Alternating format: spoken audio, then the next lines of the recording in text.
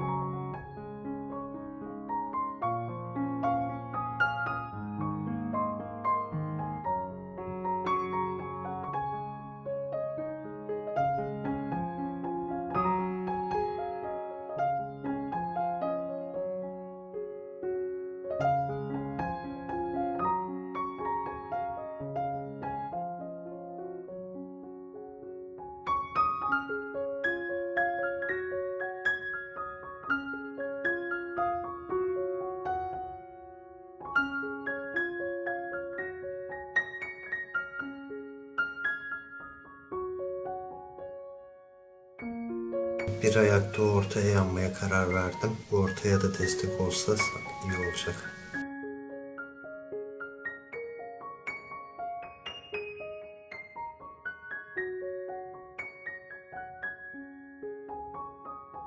Arkadaşlar ayaklar çok güzel oldu.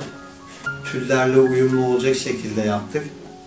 Şimdi bir gün olmasına rağmen epey beton donmuş. Ama daha garanti sonuç elde etmek için ben bir gün daha bekleteceğim.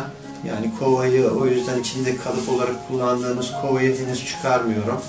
Herhangi bir kırılma, çatlama olmaması için bir gün daha bekleyelim. Yarın Neslihan'la birlikte çiçek almaya gideceğiz bu saksı için. Okula başladığı için bugün erken yattı ve o yüzden şimdi uyuyor. Selam arkadaşlarım. Canım arkadaşlarım benim. Arkadaşlar yeteri kadar kurumuş saksımız. Şimdi kovayı içinden çıkaracağız.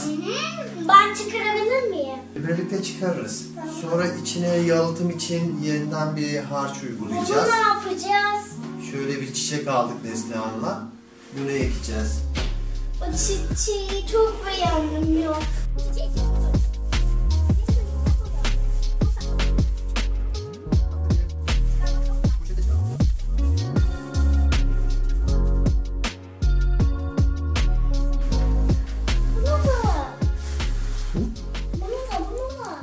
He, tamam. Ben tutarken ya da ağaç adamıyım. Dallarım var benim, ağaç adamım ben, ağaç adamım, elma yağıyor benden, elma. Arkadaşlar saksının içine uygulamak üzere şöyle çimento ve 2-3 kaşık da tutkal ilave ediyorum. Biraz da su ekleyeceğim. Bir harç oluşturacağım.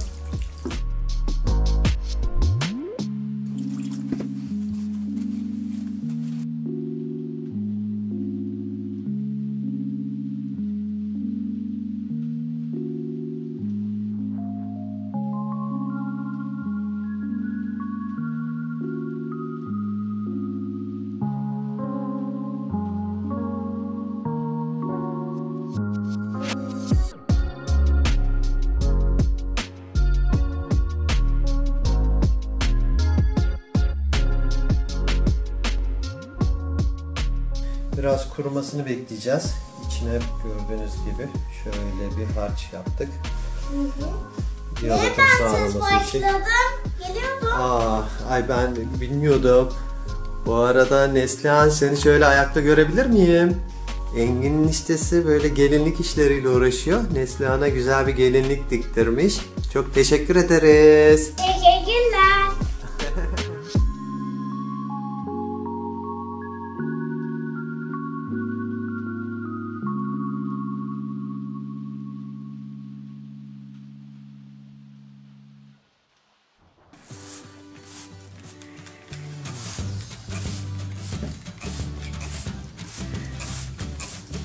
Çiçeğimizi diktik. Evet. Çok güzel bir çiçek. Biz bu çiçeği çok beğendik Neslihan'la.